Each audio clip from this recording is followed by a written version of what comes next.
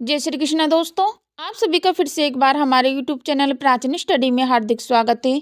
दोस्तों, आज इस वीडियो में हम जानेंगे महाभारत के युद्ध के दौरान द्रौपदी कहाँ रहती थी। तो दोस्तों, वीडियो में अंत तक बने रहे, वीडियो को बिल्कुल भी स्किप ना करें। यदि दोस्तों आपने अभी तक हमारे चैनल को सब्सक्राइब नहीं किया तो चैनल को सब्सक्राइब अवश्य कर लें। चलो तो दोस्तों, आपका बिना समय गंवाए कहानी की ओर बढ़ते हैं। दोस्तों, अपने चिरहरण के बाद द्रौपदी ने पांडवों से कहा कि यदि तुम दुर्योधन और उसके भाइयों से मेरे अपमान का बदला नहीं लेते तो धिक्कार है तुम्हें। द्रौपदी ने पांडवों से कहा कि मेरे केस जब तक खुले रहेंगे जब तक कि दुर्योधन के खून से इन्हें धो ना लेती। उस समय द्रौपदी ने ऋतु स्नान नहीं किया था। इस घटना ने पांडवों को झंझोड़ दिया था, जिसके चलते कुरुक्षेत्र का युद्ध हुआ। दोस्तों, सवाल यह है कि युद्ध के समय द्रौपदी कहाँ रहती थी और कुंती व गंधारी क्या करती थी। चीरहरण के समय भीम ने कसम खाई कि मैं दुर्योधन की जांग को गदा से तोड़ दूंगा और दुशासन की छाती को चीरकर उसका रक्तपान करूंगा। चीरहरण के दौरान कर्ण ने द्रौपदी को बचाने की जगह कहा, जो स्त्री 5 पतियों के साथ रह सकती है उसका क्या सम्मान। यह बात द्रौपदी को ठेस पहुंच गई और वह हर समय अर्जुन को कर्ण से युद्ध करने के लिए उकसाती रही। दोस्तों, भीम ने ही द्रौपदी के चिरहरण के बाद 100 कौरवों का अंत करने का वचन दिया था और उसी ने 100 कौरवों का वध कर वचन पूरा किया।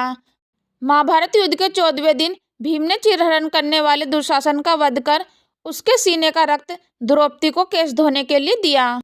इससे ही 15 साल बाद द्रौपदी ने पुनः अपने केश बांधे। दोस्तों, जब महाभारत का युद्ध चल रहा था तब संपूर्ण युद्ध के दौरान द्रौपदी दिन भर पांडवों के शिविर में ही रहकर उनका इंतजार करती थी। रात में पांचों पांडव उसे बताते थे कि आज युद्ध में क्या हुआ। कुंती और गंधारी किसी विशेष मौके या घटना के समय ही युद्ध शिविर या कुरुक्षेत्र के मैदान में आती थी। दोस्तों, महाभारत में रोज हजारों लाखों योद्धा मारे जाते थे। रोज के युद्ध में अंत में सभी योद्धाओं का देह संस्कार कर दिया जाता है। युधिष्ठिर ने एक और जहां युद्ध भूमि पर ही वीरगति को प्राप्त योद्धाओं का देह संस्कार किया, वहीं इन्होंने बाद में दोनों ही पक्षों के अपने परिजनों का अतियोष्ट कर्म करने के बाद उनका श्रद्धा दर्पण आदि का कर्म भी किया। युद्ध के बाद दुर्योधन कहीं जाकर छुप गया था। पांडवों ने उसे खोज लिया। तब भीम और दुर्योधन का गदा युद्ध हुआ। इस युद्ध को देखने के लिए बलराम भी उपस्थित थे। भीम कई प्रकार के यत्न करने पर भी दुर्योधन का वध नहीं कर पा रहे थे, क्योंकि दुर्योधन का शरीर ब्रज के समान कठोर था। ऐसे समय में श्री कृष्ण ने अपनी जांग को ठोक ठोक कर भीम को संकेत दिया, जिसे भीम ने समझ लिया। तब भीम ने दुर्योधन की जांग पर प्रहार किया और अंत में उसकी जांग उखाड़कर फेंक दी। बाद में दुर्योधन की मृत्यु हो गई। युद्ध के 15 वर्ष बाद धृतराष्ट्र, गंधारी, संजय और कुंती वन में चले जाते हैं। एक दिन धृतराष्ट्र गंगा में स्नान करने के लिए जाते हैं और उनके जाते ही जंगल में आग लग जाती है। वे सभी धृतराष्ट्र के पास आते हैं। संजय उन सभी को जंगल से चले जाने के लिए कहते हैं, लेकिन धृतराष्ट्र वहां से नहीं जाते हैं। गंधारी और कुंती भी नहीं जाती हैं। जब संजय अकेले ही उन्हें जंगल में छोड़ चले जाते हैं, तभी तीनों लोग आग में झुलसकर मर जाते हैं। संजय उन्हें छोड़कर हिमालय की ओर प्रस्थान करते हैं, जहां वे एक सन्यासी की तरह रहते हैं। 1 साल बाद नारद मुनि युधिष्ठिर को यह दुखद समाचार देते हैं।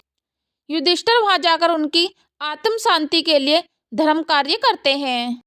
दोस्तों, आशा करती हूँ कि आप सभी को इस वीडियो के माध्यम से पता चल गया होगा कि आखिर द्रौपदी महाभारत युद्ध के दौरान कहाँ रही। तो दोस्तों, नीचे दिए गए कमेंट बॉक्स में अपनी राय अवश्य बताएं। यदि दोस्तों आपको यह वीडियो पसंद आई है तो अपने दोस्तों को अवश्य शेयर करें। यदि आपने अभी तक हमारे चैनल को सब्सक्राइब नहीं किया तो चैनल को सब्सक्राइब और वीडियो को लाइक कमेंट अवश्य कर दें। चलो तो दोस्तों, मिलते हैं फिर नेक्स्ट वीडियो में नए ज्ञान के साथ। हम लेते हैं आपसे विदा।